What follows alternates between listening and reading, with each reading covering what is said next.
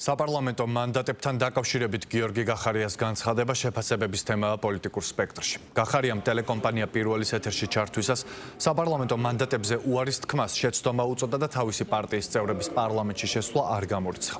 მისივე თქმით, ამ საკითხზე პოლიტსაბჭო თვითმმართველობის არჩევნების შემდეგ იმსჯელებს. გახარიამ ასევე დასტურა, რომ გერმანიაში ბინადრობის უფლება მიიღო და უახლოეს მომავალში თბილისში ჩამოსვლას არ აპირებს.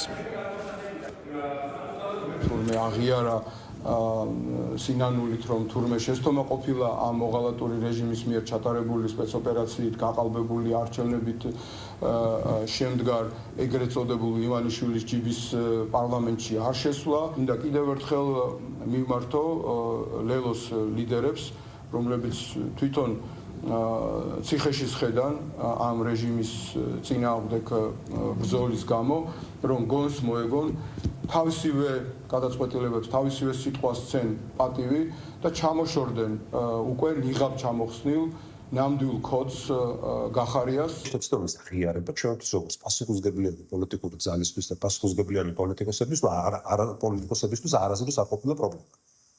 ასე რომ შეცდომის აღიარება არის ერთი და მეორე არის ჩვენ ვიცვლით თუ არა ჩვენს პოლიტიკურ პოზიციას და გადაწყვეტილებას ბოიკოტთან დაკავშირებით. მინდა გითხრათ დაზუსტებით, რომ ჩვენ პოლიტიკურ ბოიკოტთან, პარლამენტის პოლიტიკურ ბოიკოტთან დაკავშირებით პოზიციას არ შევიცვლია. და მეცაც გეტყვით, ვინმეს რომ პარლამენტში შესვლას დომებოდა, თავად გიორგი გახარია იქნებოდა დღეს პარლამენტის დეპუტატი, მათ შორის იმუნიტეტით აღჭურვები. გიორგი გახარია არის ჩვეულებრივი ბოლი.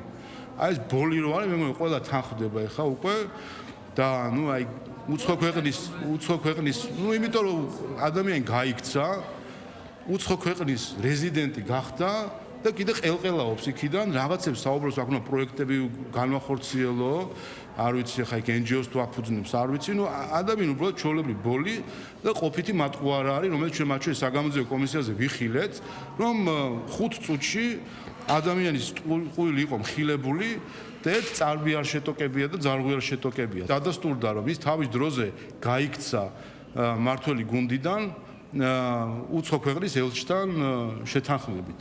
ამაზე დიდი სირცხვილი რა უნდა იყოს.